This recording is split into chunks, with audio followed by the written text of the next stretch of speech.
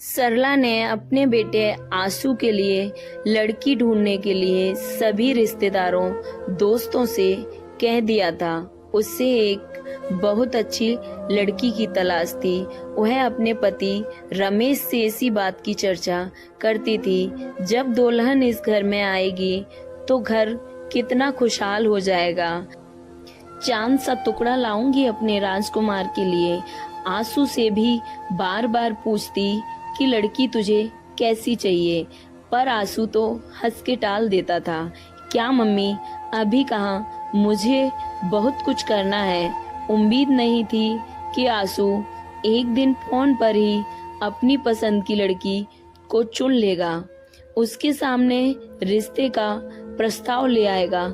सरला के लिए यह एक बहुत बड़ा धक्का था। शाम को 2 कप चाय के साथ सरला अपने पति के पास बालकनी में बैठ गई। रमेश ने पूछा, क्या हुआ सरला, आज चीनी डालना भूल गई चाय में? अच्छा। सरला का ध्यान विचारों से हटकर चाय की तरफ गया। मैंने ध्यान ही नहीं दिया जी, अभी लाती हूँ।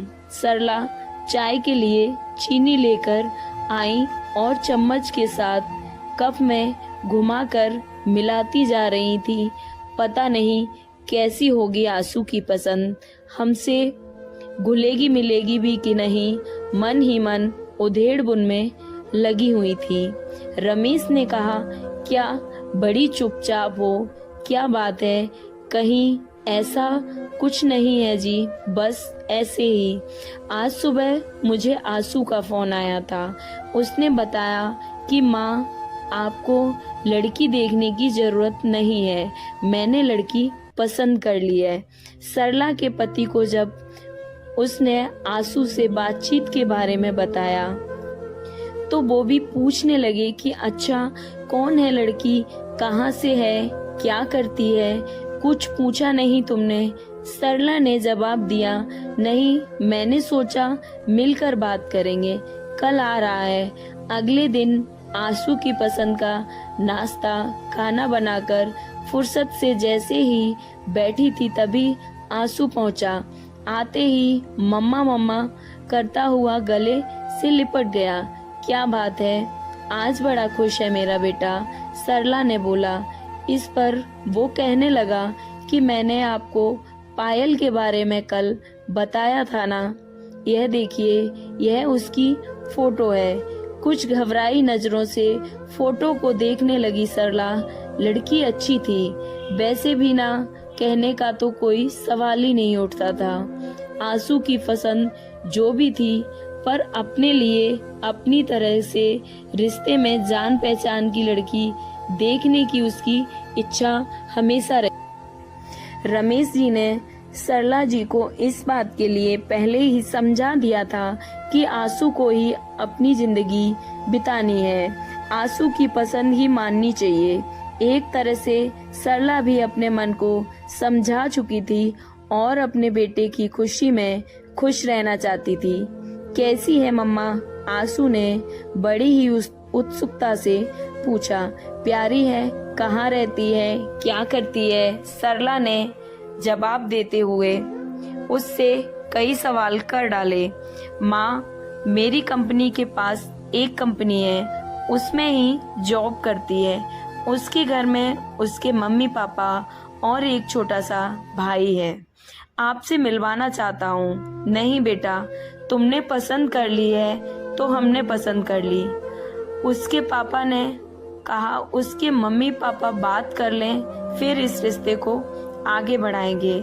आंसू ये सुनकर बहुत खुश हुआ और पायल के मम्मी पापा का नंबर तुरंत अपने मम्मी पापा को दे दिया। कुछ दिन बाद दोनों का रिश्ता पक्का कर दिया। पायल का रंग सांवला था, सांवले रंग रूप की थी। हाँ, आंखें जरूर बड़ी थी, लेकिन उसे देखकर सरला को लगा कि मैं तो इससे अच्छी बहू ढूंढकर लाती। गोरी चिट्टी, पर मन महसूस कर रह गई। सगाई धूमधाम से हुई, शादी भी हो गई, पर सरला को चिंता थी कि कहीं कोई मेहमान बहू के सांवले रंग पर कुछ बोल ना दे। लेकिन उसने देखा पायल के चेहरे पर एक मुस्कान रहती थी। दुल्हन थी पायल, फिर भी सबका ध्यान रख रही थी। आपने पानी पिया, कुछ खाया, सब रिश्तेदार उसकी तारीफ करते नहीं थक रहे थे। पर पायल ज्यादा बोलती नहीं थी, शायद उसकी आदत ही ऐसी थी। कम बोलना, सरला को पायल से ज्यादा बातें करने का समय भी नहीं मिला था। पहले मेहमान रहे, फिर वह हनीमून पर चले गए थे। यहाँ से लौटते तो दोनों की छुट्टियां खत्म हो गई थी और दोनों वापस फिर से लखनऊ आ गए। आंसू ने 2 कमरों का एक मकान किराए पर लिया हुआ था। पायल और दोनों साथ ही निकलते थे। दोनों की कंपनी आसपास ही थी। फोन पर थोड़ी बहुत बात हो जाती थी क्योंकि सरला को हमेशा रमेश से पायल की ही बात करनी होती थी। वह हमेशा कहती पायल शायद हमें पसंद नहीं करती। सरला को शिकायत होती थी कि वो दोनों घर नहीं आते। इस पर उसके पति रमेश जी उसे समझा देते कि उनको छुट्टी नहीं मिल रही होगी। अभी शादी पर ली थी दोनों ने कितनी सारी छुट्टियां, पर सरला के मन में एक डर था। बिना जान पहचान की शादी हुई है। पायल के कम बोलने की आदत की वजह से सरला और पायल शादी होने के बावजूद भी एक दूसरे को ज्यादा करीब से नहीं जान पाए थे। एक दिन आंसू ने फोन किया और कहा, आप और पापा कुछ दिन के लिए आ जाओ। हम दोनों को छुट्टी नहीं मिल रही है, लेकिन आप लोग यहाँ आ जाइए, साथ मिलकर रहेंगे। सरला ने बहुत आनाकानी करते हुए मना किया, नहीं नहीं बेटा, मैं अभी नहीं आ सकती, फिर कभी। लेकिन आंसू मानने को तो तैयार ही नहीं था। अच्छा, तेरे पापा से पूछ कर बताऊंगी, सरला ने आंसू को जवाब दिया। रमेश के हाँ कहने पर सरला की खुशी बढ़ गई थी और उसने एक लिस्ट तैयार कर ली थी। क्या क्या रमेश के साथ वह बाजार से जाकर आंसू की पसंद का लाएगी। पायल की भी खाने पीने की पसंद उसे पता चल चुकी थी, इसलिए उसने लड्डू, पंजीरी और घर का भी काफी सामान बना लिया था और बाजार से भी उनके लिए शर्ट और सूट खरीद लाई थी। आखिर पहली बार बेटे और बहू के पास जा रहे थे दोनों।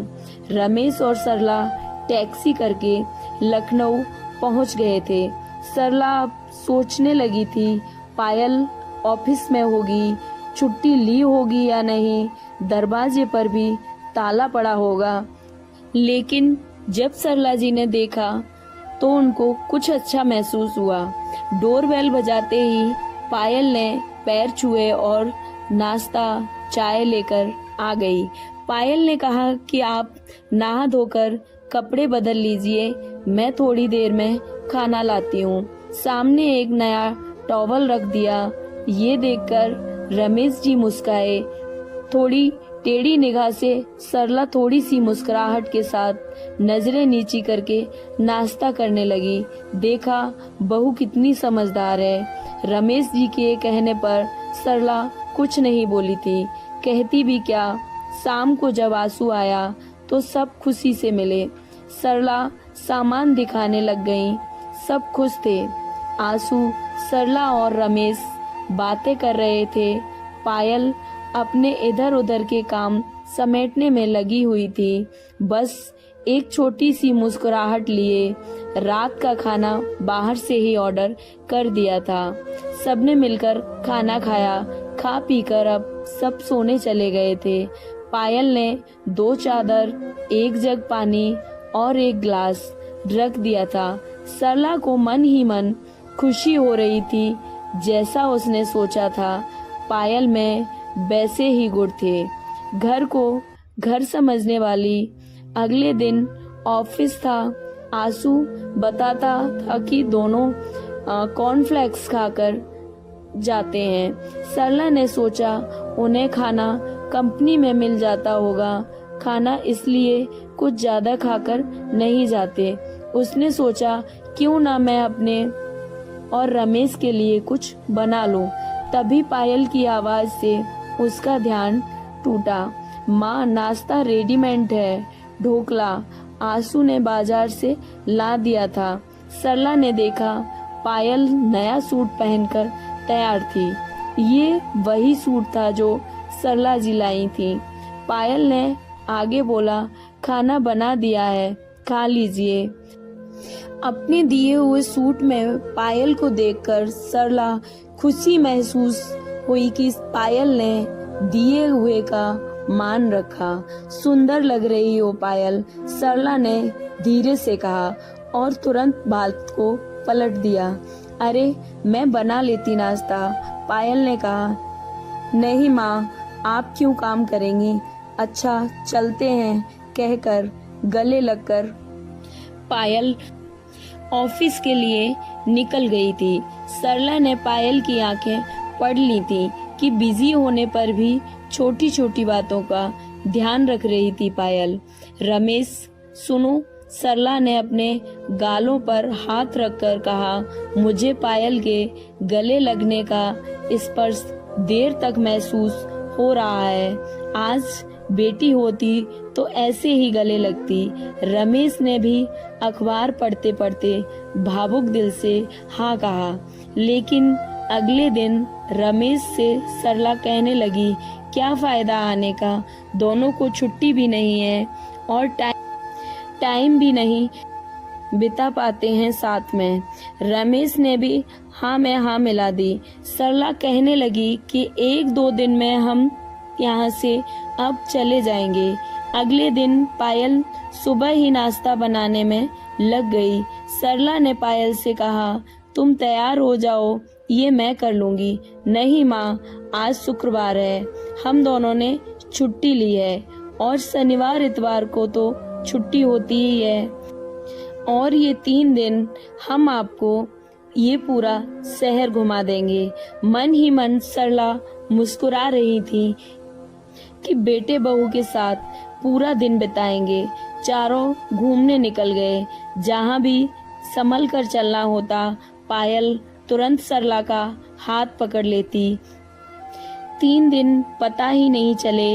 अगले दिन सरला सुबह ही उठकर रसोई में आ गई। पायल तुरंत बोली, मम्मी जी कुछ चाहिए था। सरला जी ने कहा, नहीं, मैं तो इसलिए चली आई कि दोनों मिलकर काम करेंगे, सब काम जल्दी हो जाएगा। ये सुनकर पायल मुस्कुरा दी। दोनों ने मिलकर नाश्ता बनाया और पायल ऑफिस के लिए तैयार हो गई। आंसू और पायल चले गए। सरला रमेश से पायल की तारीफ किए जा रही थी और रमेश जी मुस्कुरा रहे थे।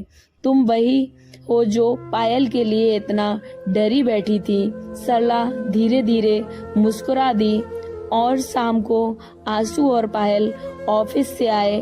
खाना खाते खाते रमेश ने कहा, आंसू हम कल जाने की सोच रहे हैं।